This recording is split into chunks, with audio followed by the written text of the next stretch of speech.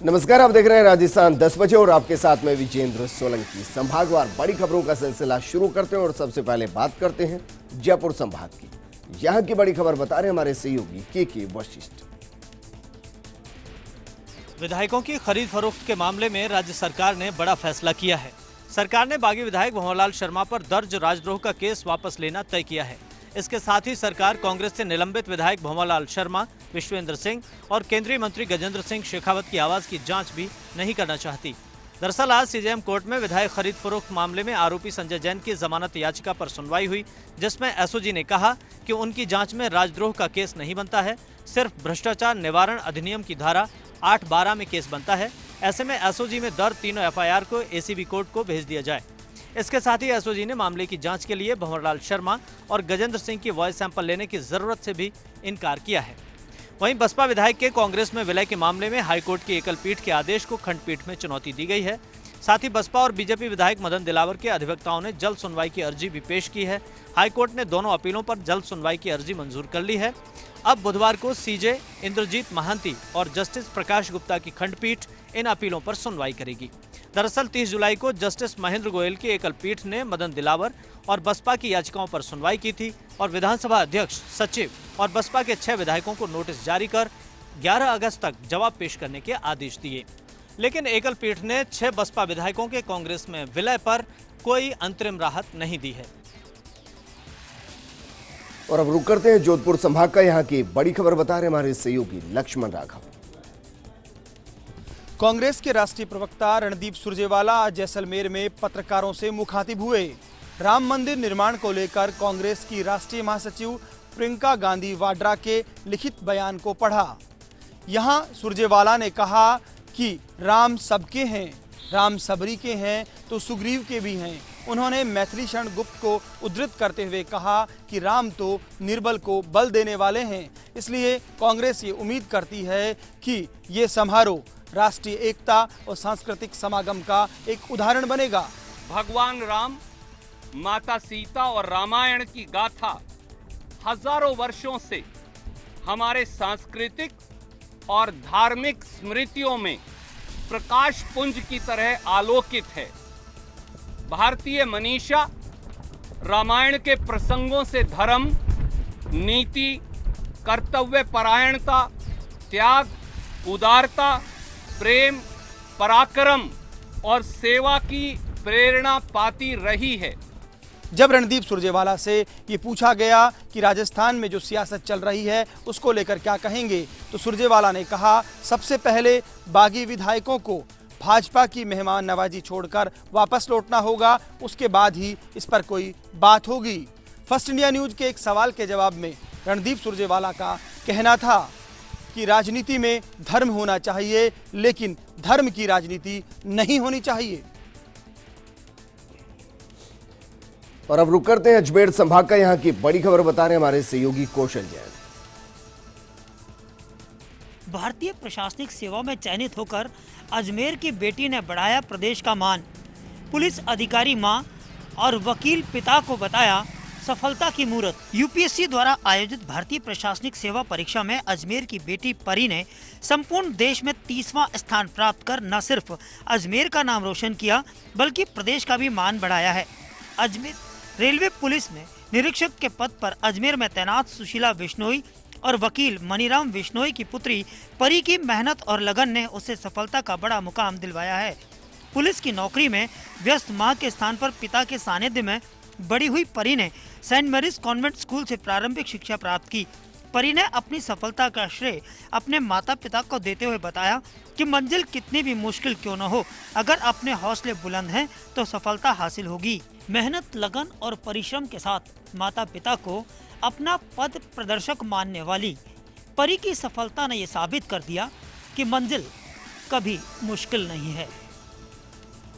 और अब रुक करते हैं बीकानेर संभाग का। यहाँ की बड़ी खबर बता रहे हमारे सहयोगी संजय पारीक। अयोध्या में कल होने वाले श्री राम मंदिर भूमि पूजन कार्यक्रम को लेकर देश भर में खुशी और उत्साह का माहौल है। कहीं पर घी के दीपक जलाए गए तो वहीं बीकानेर में एक आर्टिस्ट ने मिट्टी से भगवान श्री राम की प्रतिमा बनाई। सेंड आर्टिस्ट महावीर रामावत ने अपने साथियों के साथ मिलकर नाल रोड पर मिट्टी व जल से भगवान श्री राम की प्रतिमा बनाई, जो आने जाने वाले लोगों के लिए आकर्षण का केंद्र बनी रही। सैंड आर्टिस्ट महावीर रामावत ने बताया कि ये 12 फीट ऊंची भगवान श्री राम की प्रतिमा उन्होंने कल अयोध्या में होने वाले राम मंदिर भूमि पूजन के मद्देनज़र बनाई है। इसमें 5 घंटे का समय लगा और 12 फीट ऊंची ये श्री राम की प्रतिमा बनाई गई है। और अब रुक करते हैं भरतपुर संभाग का, यहाँ की बड़ी खबर बता रहे हैं धौलपुर से हमारे सहयोगी विनोद तिवारी। भरतपुर जिले में कोरोना का मीटर लगातार बढ़ता जा रहा है। जिले में रोजाना कोरोना संक्रमित मामले सामने आते जा रहे हैं, तो वहीं आज भी 60 पॉजिटिव मरीज आ जाने से जिला प्रशासन व आमजन में बेचैनी बढ़ गई है। चिकित्सा विभाग के आंकड़ों की बात करें तो अब तक धौलपुर जिले में 1348 कोरोना पॉजिटिव मरीज सामने आ चुके हैं, लेकिन राहत की बात यह है कि इनमें से 1049 संक्रमित रोगी पूरी तरह स्वस्थ होकर अपने घरों को भी वापस लौट चुके हैं। हालांकि कोरोना से धौलपुर जिले में अब तक 15 मरीजों की मौत भी हो चुकी है। जिले में कुल एक्टिव केसों की बात करें तो यहाँ कुल 284 मरीज ही कोरोना के एक्टिव केस हैं। विभाग द्वारा जारी लिस्ट में आज धौलपुर के मनिया कस्बे में सबसे अधिक 23 मामले सामने आए, तो वहीं धौलपुर शहर में 18, सरमथुरा में 11 के अलावा सैंपौ कस्बे में 7 कोरोना संक्रमित मरीज मिले हैं। वहीं शहर के ग्रांडील, हाउसिंग बोर्ड, पुराना शहर सहित अन्य इलाकों में भी संक्रमित मरीज मिले हैं।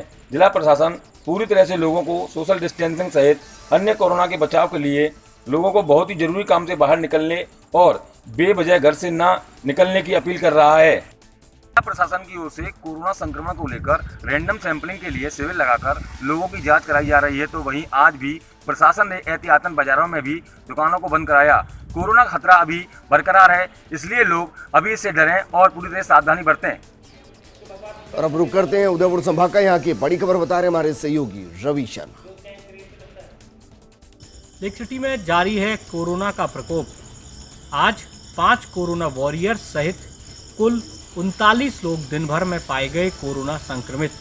इसके साथ ही जिले भर में कोरोना संक्रमित मरीजों का आंकड़ा बढ़कर पहुंचा 1436 के पार। उदयपुर में कोरोना का कहर थमने का नाम नहीं ले रहा है। आज दिन भर में जिले में कुल 39 कोरोना पॉजिटिव मरीज सामने आए, जिसके साथ जिले में कोरोना संक्रमित मरीजों का आंकड़ा बढ़कर 1436 के पार जा पहुंचा। सबसे बड़ी चिंता की बात यह है कि 5 कोरोना वॉरियर्स भी कोरोना की चपेट में आए।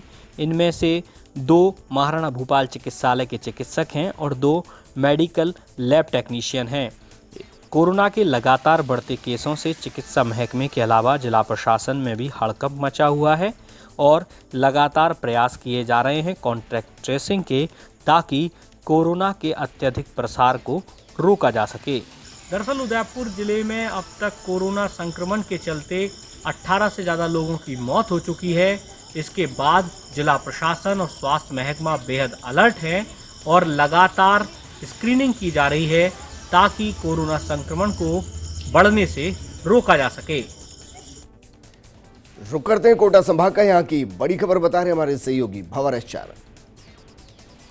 मुकुंदरा टाइगर रिजर्व में बाघ और बाघिन की मौत के मामले में फर्स्ट इंडिया की सतत, सजग और बेबाक रिपोर्टिंग ने आखिरकार असर दिखाया है और राजस्थान सरकार ने आज एक आदेश जारी करके डीएफओ टी मोहन राज समेत महकमे के 2 आईएफएस अफसरों को एपीओ कर दिया है। इधर एनटीसीए की टीम भी मुकुंदरा के जंगलों में पहुंच गई है और बाघिन के मौत के कारणों की पड़ताल तेज हो गई है। लेकिन इस पूरे मामले में हैरान करने वाली बात यह रही कि 23 जुलाई को मुकुंदरा में बाघ की मौत के बाद ही हमने हमारी आगाह करती रिपोर्टिंग में इस बात का खुलासा साफ तौर पर कर दिया था कि मुकुंदरा में सब कुछ ठीक नहीं है और डीएफओ टी मोहन राज और रेंजर मक्खनलाल लगातार गफलतें कर रहे हैं। लेकिन महकमे ने एक्शन लेने में देरी की और नतीजा ये रहा कि हमने बाघ के बाद बाघिन को भी गंवा दिया। इस बीच आज बीजेपी देहात के कार्यकर्ताओं ने दरा में स्थित वन विभाग के कार्यालय का घेराव किया और डीएफओ टी मोहन राज और रेंजर मक्खनलाल को सस्पेंड करने की मांग रखी। इधर मुकुंदरा के जंगलों से बुरी खबरें आने का दौर अभी भी थमता नहीं दिख रहा है। बाघिन MT2 की मौत के बाद से उसके 2 में से एक शावक का 3-4 दिन बाद भी पता नहीं लग पाया है।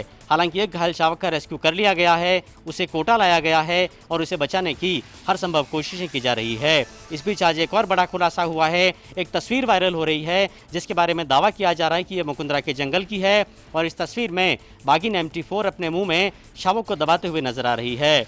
वन्यजीव प्रेमी दावा कर रहे हैं कि इसका मतलब ये है कि MT4 ने भी मुकुंदरा के जंगलों में शावकों को जन्म दिया है, लेकिन DFO और रेंजर ने ना तो आज तक शावकों को जन्म देने की बात ही बताई है और ना ही अब वो ये बता पा रहे हैं कि अगर MT4 ने शावकों को जन्म दिया है तो ये शावक है कहाँ।